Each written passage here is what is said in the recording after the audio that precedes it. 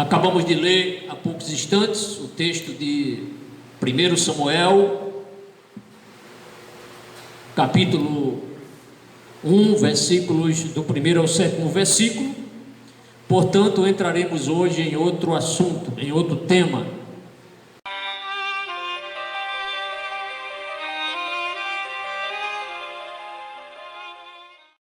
E eu não sei se alguém ou alguns irmãos vão gostar do tema que eu dei a esse texto aqui. Quando a gente lê a Bíblia e medita, nós podemos dar um tema ao estudo, à pregação, à exposição da palavra. O estudante, quando faz a redação, o tema quem dá é o estudante.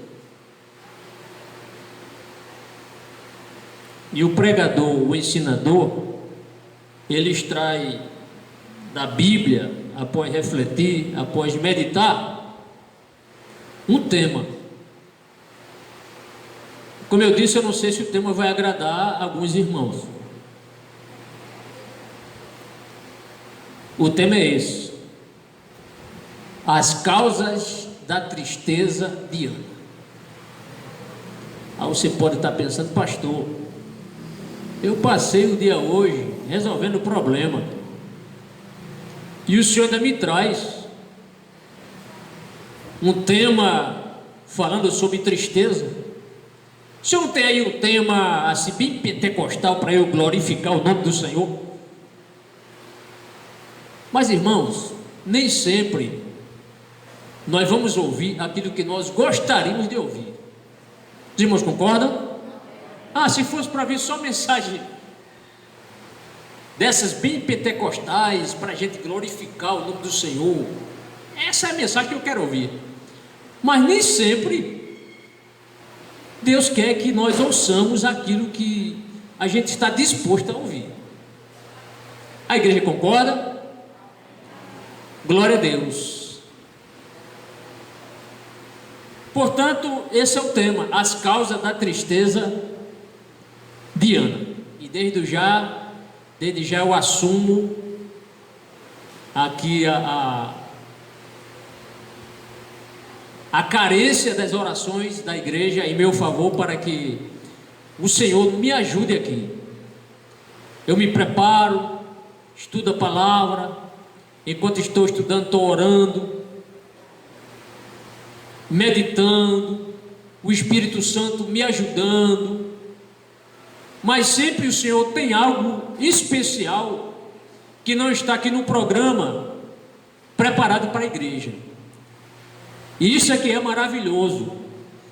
Coisas às vezes que eu não penso em trazer, e na hora o Espírito do Senhor, que é sabedor e conhece os corações, ainda que ele venha atender a uma única pessoa, ele é sábio o suficiente para nos ajudar e nos revelar algo que vai realmente atender aquele coração que está tão às vezes aflito, esperando uma única palavra. E essa pessoa vai para casa regozijada, feliz, porque sentiu, creu, e nitidamente o Senhor falou com ele. O Senhor não faz assim, irmãos? Eu creio que Deus faz assim. Então, lamento decepcionar alguma pessoa aqui, ou decepcioná-los. Se alguém achava que eu ia trazer uma palavra assim bem... Até pensei, meditando num texto evangelístico, mas hoje não é dia de culto evangelístico. Hoje é dia de doutrina, de ensino da palavra do Senhor. Tá certo? Mas o crente que é crente mesmo, ele não espera apenas, quando for uma mensagem bem assim, cheia do poder de Deus, eu vou me encher do Espírito Santo e vou glorificar o Senhor. Não espere isso. Não se glorifica ao Senhor apenas quando você ouve algo bom demais. Se glorifica ao Senhor em qualquer circunstância. O exemplo de Jó, que é exemplo maior do que esse, mesmo nos sofrimentos que ele passou, ele exaltou o Deus Todo-Poderoso. Que Deus nos dê essa graça, esse entendimento que Jó tinha para glorificar o Senhor em qualquer circunstância. Bem, feito esses pequenos esclarecimentos, vamos ao nosso estudo de hoje sobre o tema As Causas da Tristeza de Ana. Você pode repetir? 1, 2, 3. As causas da tristeza de Ana. Quais foram as causas da tristeza de Ana? Foram várias causas. Foram vários motivos que levaram Ana, ou o seu sentimento maior, que é, tudo bem, o amor, o maior sentimento, dizem, mas a tristeza, às vezes ela vem em nosso favor. A gente sente triste, por exemplo, devemos sentir tristeza pelo pecado. Quando a gente comete um pecado, uma falha, a gente deve sentir tristeza por aquilo. Senhor, como eu caí nessa fraqueza, nesse pecado. Você sente-se, se você for realmente um crente convicto, quer saber se você é um crente fiel? O teste é esse. No dia que você cometeu uma falha, um deslize, uma falha, um pecado, digamos assim, vamos dar nome aos bois aqui, né? Cometeu um pecado, e você sente tristeza porque cometeu aquilo, isso é um bom sinal. É um sinal que a sua, digamos assim, me permite os irmãos usar, é a sua temperatura espiritual, me permite usar esse termo, está boa. Você sentiu realmente, é como o nosso corpo, quando a gente está com febre, é um sinal que alguma coisa não vai bem no nosso corpo, é uma inflamação, alguma coisa está acontecendo. Então, quando a gente comete um pecado e a gente sente tristeza por ter cometido aquilo, é um sinal que nem tudo está perdido, é um sinal que o Espírito Santo de Deus ainda está na sua vida. Glória a Deus. Agora, quando a pessoa comete um pecado e não está nem aí para o pecado, é um sinal que você está longe da presença do Senhor. Bem, meus irmãos, as causas da tristeza de Ana. O primeiro problema que Ana enfrentou em seu casamento.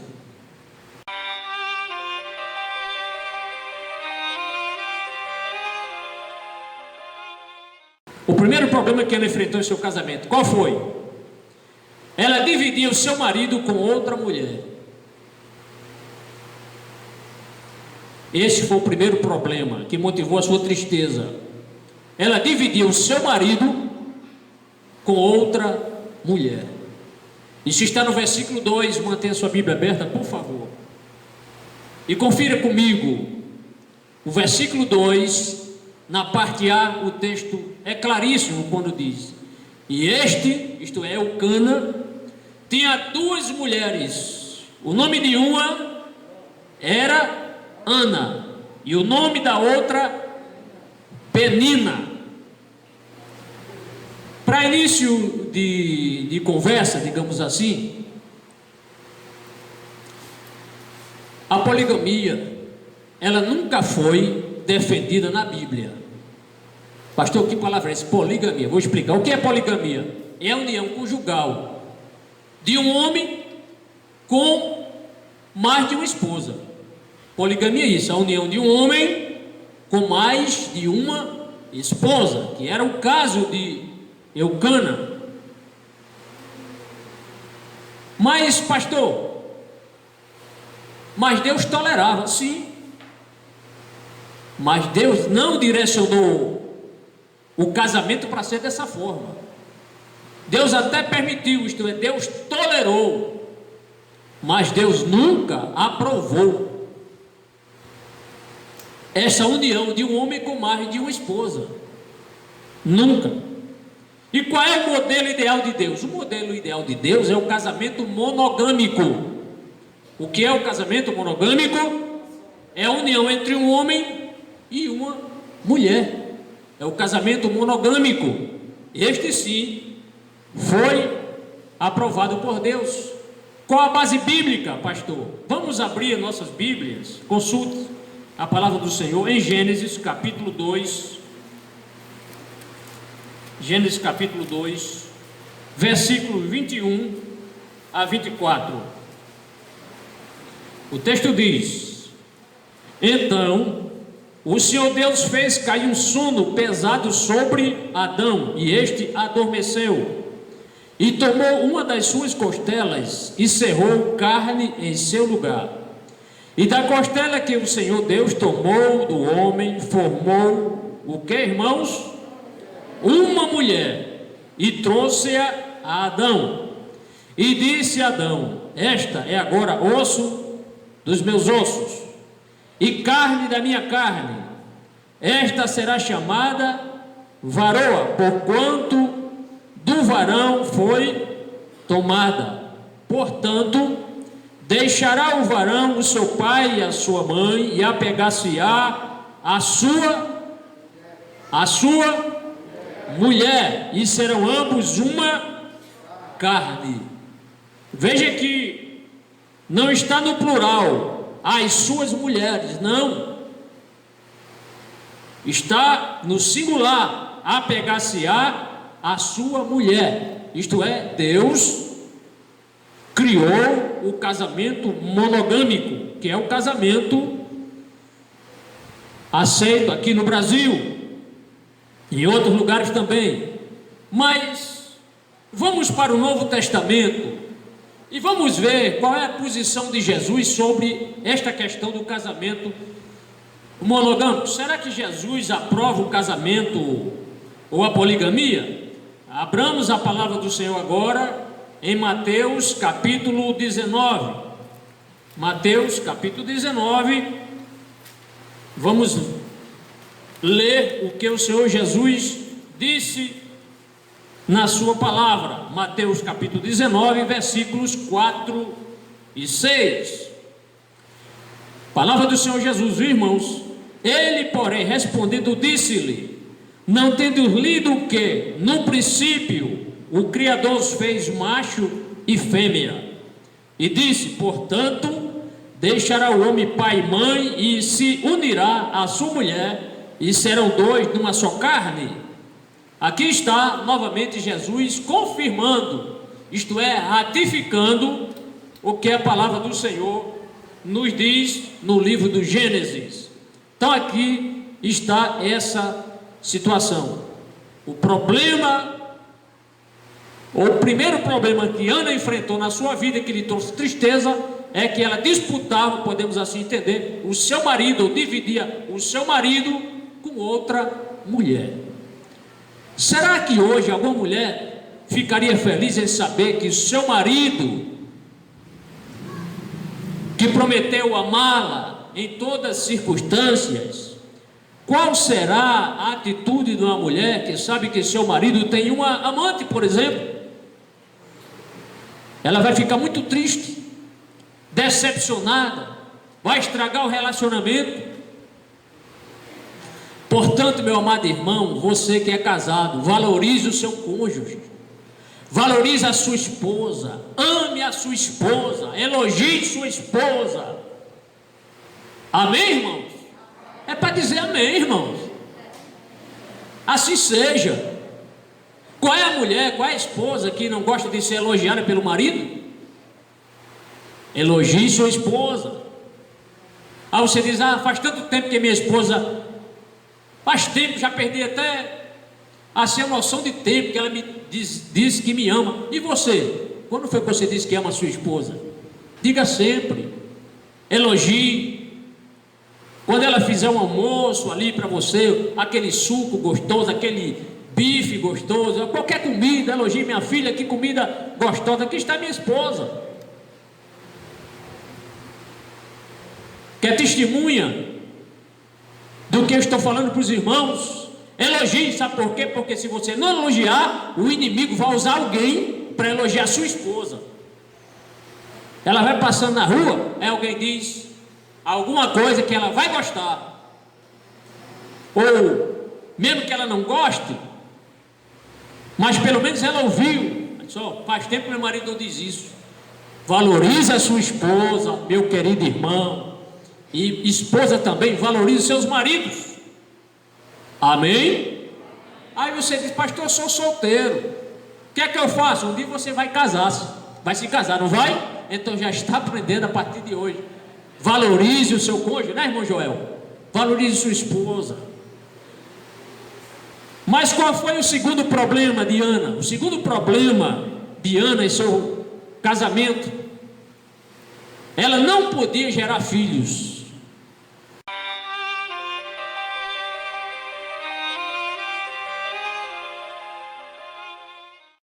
Era estéril, infértil. O que é que diz a Bíblia? Versículo 2, parte B. Penina tinha filhos, porém Ana não tinha filhos. A sua opositora, não que ela tivesse opositora Penina, que achava que era assim, ou vice-versa, tinha muitos filhos. A Bíblia não diz quantos filhos a Penina tinha, mas ela tinha filhos. Esse era o segundo problema, e era um problema grave, irmãos. Naquela época, numa sociedade patriarcal, uma mulher não ter filho era algo humilhante. Alguns chegavam até a dizer que a mulher que não tinha filhos, ela era amaldiçoada por Deus. Não que a Bíblia dissesse isso, mas alguns diziam isso. Esta mulher é tão ruim que nem para ter filhos ela presta. Olhe, nem filhos tem. E diziam muitas e muitas coisas a respeito de uma mulher que não podia gerar filhos. E Ana, por ser uma mulher temente a Deus, conhecia, claro, a Torá, a lei. Ela ouvia na leitura da lei que era uma bênção a mulher ter filhos, que Deus fez o ser humano para ele procriar, gerar filhos. Ela sabia dos propósitos. Um dos propósitos do casamento é a geração de filhos. Está em Gênesis capítulo 1. Vamos ler, irmãos. Marque aí na sua Bíblia. Um dos propósitos do casamento, Gênesis capítulo 1, versículo 28. O que foi que Deus disse? E Deus os abençoou. E Deus lhe disse: frutificai e multiplicai-vos, e enchei a terra, e sujeitai-a, e dominai sobre os peixes do mar, e sobre as aves dos céus, e sobre todo animal que se move sobre a terra. Mas a parte A do texto diz: frutificai e multiplicai, isto é, gerem filhos, gerem descendentes. Podíamos ler também Gênesis capítulo 9, versículos 1 e 7, quando Deus falou também para Noé. Noé, ao sair da arca, o Senhor praticamente ele ratifica essa mesma palavra: crescei, multiplicai e povoai a terra. Então, um dos propósitos do casamento é a geração de filhos. O casal que não tem filhos é um casal incompleto, é uma família incompleta. Mas para a família ter completa, tem que ter pai, mãe e filhos. Não pai, mãe, mãe. Não, como o mundo hoje quer aprovar casamento entre pessoas do mesmo sexo. Isso é uma abominação. Isso é uma articulação satânica, demoníaca. Como dois homens e duas mulheres vão procriar? Um homem casando-se com um homem. Onde está o plano de Deus? Não tem plano de Deus aí. Aí é plano de Satanás, irmãos. Onde está a geração de filhos? Não, é porque eles dizem: nós vamos adotar. Aí eu pergunto: com que caráter? Qual a personalidade desse filho que não tem uma mãe, tem dois pais, que não tem pai, tem duas mães? Como vai ficar a cabeça dessa criança? A psicologia explica que uma criança, para ela ser saudável na sua mente, ela tem que ter a presença do pai e a presença da mãe. A mãe com aquele amor de mãe, o pai já mais austero, com aquela, digamos assim, aquela cobrança maior na questão do caráter. A mãe é mais maleável, a mãe, como diz algum, pega mais leve, não é? A mãe é sempre amorosa, cheia de carinho, cheia de mimos, mas o pai é mais austero, e o homem foi feito para ser assim, não é? Então, é dessa forma que deve ser o casamento, o homem com mulher, para poder gerar filhos. Mas Ana até presente momento na leitura do texto, ela não tinha filhos. E Ana sabia que a fertilidade de uma mulher representava a bênção de Deus. Ela sabia que uma mulher que tinha filhos era uma bênção de Deus na vida da família. Ela considerava os filhos como um presente de Deus, um presente divino. E ela sabia que não ser capaz de gerar filhos era uma vergonha. Quer ver? Consultemos a Bíblia, Gênesis capítulo 30. Veja como era uma vergonha para a mulher não ter filhos. Gênesis capítulo 30, versículos 22 a 23. 30, 22 a 23. Estou correndo assim, irmãos, por causa do tempo. Tem muitas coisas aqui para falar para os amados irmãos. O versículo 22 e 23 diz assim: e lembrou-se Deus de quem, irmãos? De Raquel. Amém. Sinal que os irmãos estão acompanhando aí. E lembrou-se Deus de Raquel, e Deus a ouviu, e abriu a sua madre, e ela concebeu, e teve um filho, e disse: tirou-me Deus a minha vergonha. Pronto, não fica mais envergonhada, porque Deus tirou ela da vergonha. Quem abriu a sua madre foi Deus. Deus nunca deixou de fazer milagres. Ele fez no passado, faz no presente e continuará fazendo milagres, porque Ele é Deus de milagres. Glória a Deus. Santo é o nome do Senhor.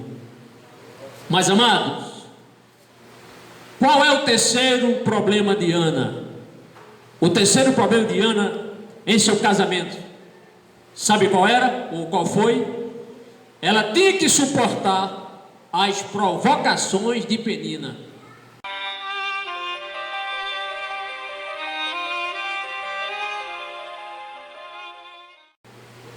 Tinha que suportar as provocações de Penina. Versículo 6, na parte A, o texto diz o seguinte: e a sua competidora excessivamente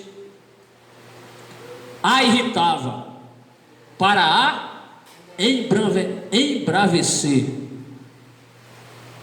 Então nossa irmã Ana, ela recebeu muitas provocações, e receber provocações não é fácil. Receber provocações é algo extremamente difícil de suportar. É preciso que a pessoa tenha um equilíbrio emocional muito grande. Você ser provocado, e não é uma vez por mês. Ela morava na mesma casa, irmãos. Isso era algo diário. Quem sabe acordava, aí lá vem ela, instigando, irritando Ana, na hora do almoço, ao dormir. Isso rotineiramente sendo provocada. Então era mais um problema que trazia tristeza para a sua alma, essas provocações. E quando eu estava meditando nisso, eu me lembrei, e eu espero que você, e acredito que você sabe, qual foi a pessoa que foi o nosso maior exemplo de resistência às provocações. Você sabe quem foi na Bíblia? A pessoa que mais suportou provocações? O Senhor Jesus Cristo. Ele, ninguém suportou mais provocações do que ele. 700 anos antes da sua vinda ao mundo, Isaías já profetizou. Está em Isaías 53, versículo 7. Marque aí na sua Bíblia. Vamos para o profeta messiânico. Isaías capítulo 53, versículo 7. Versículo 7 diz: ele foi oprimido, mas não abriu a boca. Como um cordeiro foi levado ao matadouro, e como a ovelha muda perante os seus tosqueadores, ele não abriu a boca. Nosso maior exemplo, já que nós estamos falando sobre provocações, o maior exemplo Jesus, ele foi humilhado, extremamente, excessivamente humilhado, mas não abriu a sua boca, como uma ovelha muda perante os seus tosqueadores, não disse nada. Quando os homens pegam o animal, no caso a ovelha, para tirar a lã da ovelha, tiram aquela lã e ela fica muda, não fala nada, não berra, não diz nada, não fala nada. Falar, né? Quem fala é gente, né, irmão? Fica muda. Assim ele comparou com a atitude do Senhor Jesus diante dos seus adversários. E olha que Jesus tinha todo o poder de acabar com todos eles. Bastava o Senhor Jesus dar um sopro ali, cairiam todos ali por terra. Imagine você tendo um poder de destruir alguém, alguém lhe provoca e você retém esse juízo, a ira. Pois é, Jesus suportou tudo por amor a nós, irmãos. E às vezes a gente não suporta quase nada. Já querendo deixar a igreja, a gente querendo deixar a igreja, querendo ter comunhão com a igreja, com os irmãos. Suporte tudo por amor ao Senhor Jesus, vale a pena. Meu irmão, seu nome está escrito no livro da vida. Creia nisso. Jesus te ama muito. E se você é uma pessoa que entrou aqui nesta noite triste, com algum problema, você vai para casa feliz hoje em nome do Senhor Jesus. Glória a Deus. Creia nessa palavra. Mas Ana foi demasiadamente, abundantemente, copiosamente provocada por Penina, todos os dias. E eu posso entender que Penina foi um instrumento do diabo, apesar da Bíblia não dizer isso, mas eu creio, é a minha forma de eu pensar, que ela foi um instrumento do diabo para provocar a irmã Ana. Não posso pensar que foi instrumento de Deus de forma alguma,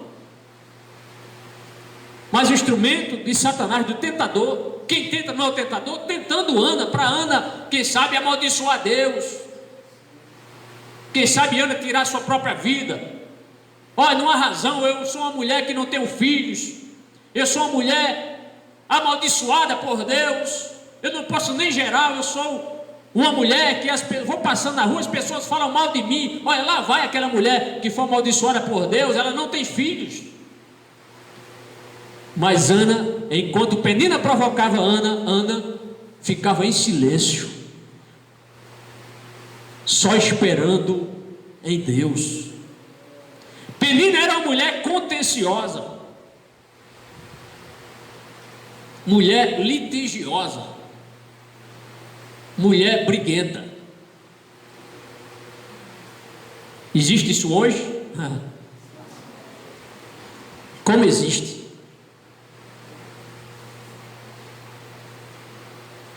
Penina nunca foi um bom exemplo para ninguém. Já que nós estamos falando sobre contenda, eu pergunto à igreja: convém um servo de Deus contender? Um crente briguento, qualquer coisa quer brigar com o pastor, quer brigar com o obreiro, quer brigar com a irmã, quer brigar com tanta gente aí. Só não briga com Deus porque não tem essa, mas quer brigar com todo mundo. É um sinal que a pessoa não nasceu de novo. Vamos ver o que Paulo disse, aconselhando o seu discípulo na fé, Timóteo, a respeito dessa questão de contender. Se Paulo aprovou a pessoa ser uma pessoa contenciosa, a pessoa chama você para briga e você vai mesmo, porque você... Davi matou o gigante, eu vou também destruir esse. Sansão lutou muito, eu também vou lutar. Tem gente que se Deus dissesse assim: meu filho, peça um poder, você quer... ter o poder de quem na vida? Então, o Senhor queria o poder de Sansão. Para quê? Para destruir meus inimigos. Porque Sansão de uma vez só matou, assim, lutou com 1000 homens, feriu 1000 homens. Eu queria ferir pelo menos uns 10. Mas não deve ser assim. Paulo, escrevendo a Timóteo, disse, 2 Timóteo capítulo 2, versículo 24. Olha o que eu perguntei. Convém um servo de Deus contender? Eu não coloquei um crente. Um servo de Deus Crente é uma coisa, servo de Deus é outra. Amém? Porque a pessoa pode ser crente em Maomé, pode ser crente em Confúcio, pode ser crente em Buda, sim ou não? Crente no islamismo. Mas aqui é servo de Deus. Paulo diz: e ao servo do Senhor não convém contender, mas sim ser manso para com todos, apto para ensinar, sofredor. E aí ele vai no versículo 25, ele dá mais adjetivos. Ao servo do Senhor não convém contender. Se você vê dois crentes brigando, dois cristãos, dois servos brigando, é porque não são servos. Porque se for servo não briga, não é, irmã Emunda? E tem uma máxima que as pessoas dizem: dois não brigam se um não quiser. Quem já ouviu isso? Quem está no planeta Terra já ouviu isso alguma vez? Dois não brigam se um não quiser. Camarada quer brigar, você não quer, pronto, não vai ter briga. Não é? Não vai ter briga. E muitos anos depois, sabe o que foi que essa mulher contenciosa, mulher que gosta de brigar? Provérbios 19, verso 13. Se tiver tempo de ler aí na sua Bíblia, abra. Provérbios 19, verso 13. A esposa briguenta é como uma goteira constante. Você já teve uma goteira na sua casa? Eu já tive lá em casa. Até um dia desse tinha. Goteira na sala, goteira no quarto. Aí bota os baldes, bota bacia. Quando começa a chover, não é? É panela, é bacia, é goteirazinha. Você dormindo e só ouvindo aquela pancadinha, né? Ou goteira chata, né? Pois a mulher briguenta é como uma goteira. Toda hora está querendo provocar. Eu louvo a Deus.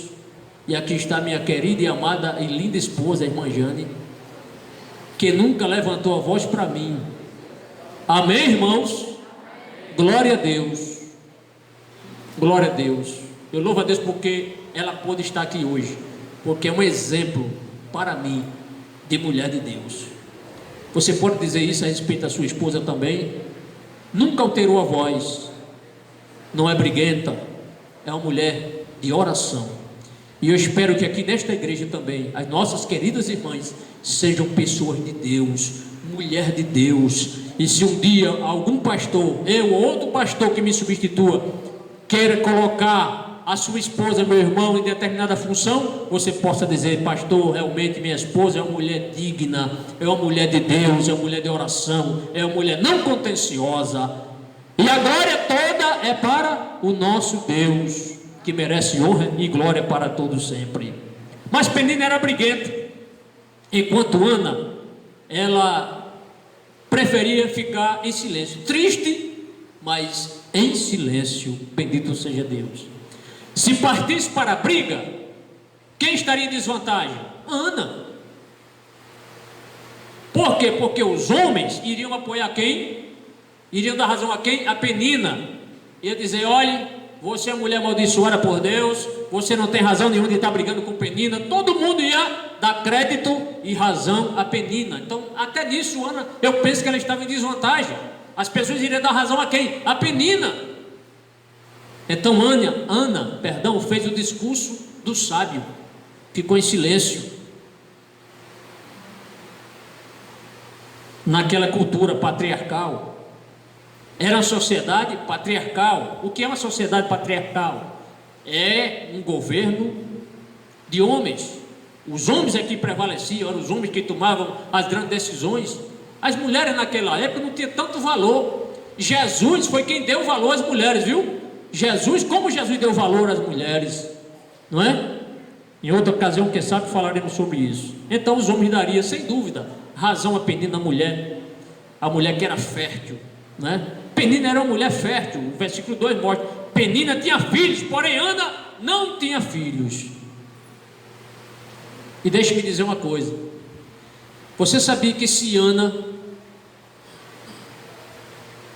perdesse seu marido, se Eucana morresse, ela não tendo filhos, como ela iria ser sustentada?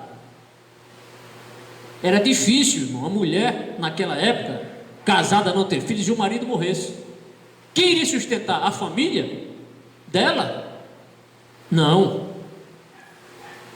Quem iria cuidar dela na velhice? Então era uma situação problemática, muito grande. E o quarto problema de Ana, irmãos, o quarto problema de Ana é que somente um milagre resolveria o seu drama, o seu problema. Só um milagre.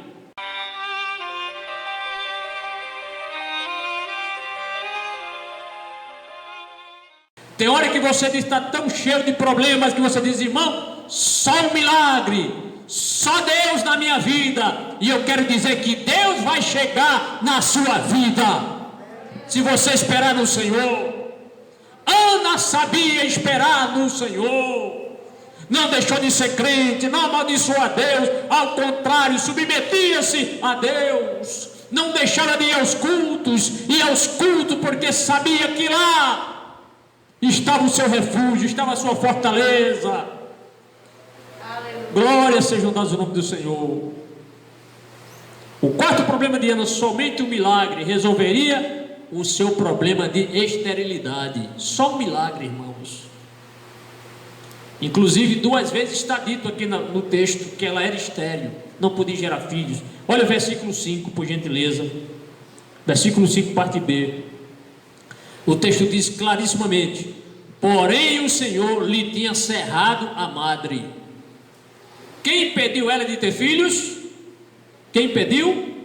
Deus. Por qual motivo? Deus tem os seus motivos, Deus tem os seus planos. Há um momento que parece que os céus estão fechados para nós, mas haverá um momento que Deus vai escancarar as suas bênçãos para nós. E a outra referência, irmãos, que diz que o Senhor cerrou a sua madre, está no versículo 6, na parte B. Diz assim: porquanto o Senhor lhe tinha cerrado a madre. Então, quando Deus fecha a bênção, ninguém mais consegue abrir. Mas quando Deus abre, ninguém consegue fechar a bênção de Deus na sua vida. Glória a Deus. E a pobre Ana? Eu pergunto, ela tinha culpa de ser estéril? Não tinha culpa. Foi Deus que fez assim. Ela não tinha culpa de ser uma mulher estéril. Deus havia impedido de gerar filhos. E infelizmente, a Penina, que não era temente a Deus, ela aproveitou essa ocasião dessa desventura de Ana, digamos assim, para provocar ela. É como se dissesse assim: eu penso, é minha forma de eu pensar. Que mulher você, hein? Deveria acabar até com a sua vida. Olha, não pode nem gerar filho nenhum você tem. Olha quantos filhos eu tenho aqui, você não tem nenhum. Você já ouviu o que a sociedade está dizendo? Você já ouviu o que os homens estão falando a respeito de você? Você é uma mulher infértil, que não tem a mínima condição de ser mãe. E outras coisas, eu imagino assim, irmãos, muitas provocações. Eu estou pegando aqui leve, aqui, digamos assim. Eram provocações muito piores, para tirar a Ana do sério mesmo. Provocações ferrenhas. Mas eu pensei numa coisa: será que Penina se esqueceu que Deus é quem abre a madre? Irmãos, Sara, a esposa de Abraão, era estéril, não era? Isso está em Gênesis capítulo 11, versículo 30, está lá com claríssimas letras, a afirmação que Sarai, ou Sara, era estéril, não podia gerar filhos. Eu pergunto, ela teve filhos? Ela teve filhos? Ah, tá baixo. Teve filhos? Quem deu? Foi Deus. Deus abriu a madre de Sara, já com a idade avançada. O costume das mulheres, as irmãs sabem o que eu estou dizendo? Ah, já tinha passado. menopausa, andropausa, e pegue pausa nisso. Né, irmão? Né, talvez difícil até de lembrar esses períodos. Mas Deus prometeu ela ter um filho, e ela teve um filho, porque quando Deus promete, está prometido e a bênção vem, viu, irmão? Se Deus lhe prometeu bênção na sua vida, aguarde, Deus vai chegar. Glória a Deus. E Rebeca, esposa de Isaac, era estéril também, irmão. Rebeca era estéril, esposa de Isaac. Mas Isaac orou insistentemente por sua esposa, e ela teve filho. Glória seja o nome do Senhor. Gênesis 25, 21. Outra mulher, Raquel, esposa de Jacó, também era estéril. Os irmãos já notaram como Deus, ele é tremendo, era maravilhoso. As esposas dos patriarcas, todas eram estéreis, e todas tiveram filhos. Penina parece que esqueceu disso, ou achou, será? Deus operou só no passado, hoje não opera mais não, Deus nunca deixou de operar. Glória a Deus. E por último, irmãos queridos, abram comigo no Salmo 113. Vou ler esse salmo com vocês para a reflexão dos amados irmãos, né? E caso alguém esteja passando por alguma tristeza nessa noite, você vai sair daqui regozijado que o Senhor não mudou, Ele é o mesmo ontem, hoje e eternamente. Vamos ler o Salmo 113 com muita alegria. O texto diz assim, Salmo 113: louvai ao Senhor, louvai servos do Senhor. Quem é servo do Senhor aqui? Louvai o nome do Senhor, seja bendito o nome do Senhor, desde agora e para sempre. Desde o nascimento do sol até ao ocaso, seja louvado o nome do Senhor. Verso 4: exaltado está o Senhor acima de todas as nações, e a sua glória sobre os céus. Verso 5: quem é como o Senhor nosso Deus, que habita nas alturas, que se curva para ver o que está nos céus e na terra. Verso 7: que do pó levanta o pequeno, e do monturo ergue o necessitado, para o fazer assentar com os príncipes, sim, com os príncipes do seu povo, que faz com que a mulher estéril habite em família e seja alegre mãe de filhos. Louvai ao Senhor. Glória a Deus. Aleluia. Ele faz com que a estéril seja mãe de filhos, porque Deus é um Deus tremendo, irmãos. Deus é um Deus poderoso. E para concluir,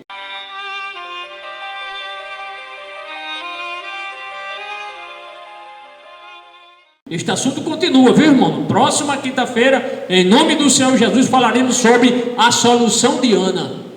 Diante das tristezas de Ana, qual foi a solução? Estaremos aqui trazendo para os queridos irmãos. E para concluir, a igreja do Senhor, irmãos, ela está num período, ou num mundo contencioso. Oposições, grupos se levantam contra o conservadorismo, digamos assim. Por exemplo, nós cristãos, ou nós temos assim uma tradição judaico-cristã que nós defendemos e não abrimos mão disso. Questão do casamento entre pessoas do mesmo sexo, aí nós somos contra. A erotização de crianças, somos contra. Contra a liberação do aborto, somos totalmente contra a morte do inocente.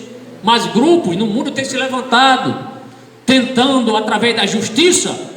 Os irmãos orem muito pela justiça do Brasil. Apresente o Supremo Tribunal Federal em oração, para que Deus mude o coração daqueles homens, irmãos. Tem gente ali a serviço de Satanás, liberando quem não deve ser liberado, julgando rasgando a Constituição. Então precisamos orar pelo judiciário. E se inimigos têm se levantado contra você, não se aflija, confie no Senhor. Mantenhamos a nossa calma, oremos confiando no Senhor, e o Senhor certamente chegará com providência para a minha vida e para a sua vida. Você pode ficar em pé e orar comigo, agradecendo a Deus por esse grande exemplo de Ana, e pedindo a Deus e pedindo calma ao Senhor nesses momentos, irmão. E se alguém aqui sentiu-se tocado por esta palavra, e Deus falou grandissimamente ao seu coração, agradeça a Deus, não a mim, agradeça a Deus por Deus ter lhe trazido nessa noite e falado profundamente ao seu coração. Oremos ao Senhor. Pai santo e querido, meu Deus, lemos aqui tua palavra e procuramos ensinar algo aqui do interesse da tua igreja. Pai amado, que esse exemplo de Ana, sabemos que ela suportou muitas, Senhor, tribulações, lutas, Senhor, mas ela não se desesperou, preferiu confiar em Ti, Senhor. Nos dê esta segurança de Ana, Senhor, essa sensatez, Pai, nos ajude. Abençoe aqui os casais, abençoe as esposas, abençoe os maridos, Pai, para que os casais genuinamente, Senhor, verdadeiramente se amem, e que nenhum marido aqui, nenhuma esposa traia seu cônjuge, mas que respeite, Senhor, honre seu cônjuge, e sejam exemplos para a sociedade, que sejamos exemplos, Senhor, de vida para os nossos filhos, para nossas famílias, sejamos exemplos para as pessoas que nos cercam, sejamos exemplos para a sociedade. Abençoa, Senhor, nossas vidas, preserva o teu povo para que a igreja não se curve, Senhor, diante de injustiças que têm acontecido em nossa nação, em nossas leis. É o que nós te pedimos em nome de Jesus.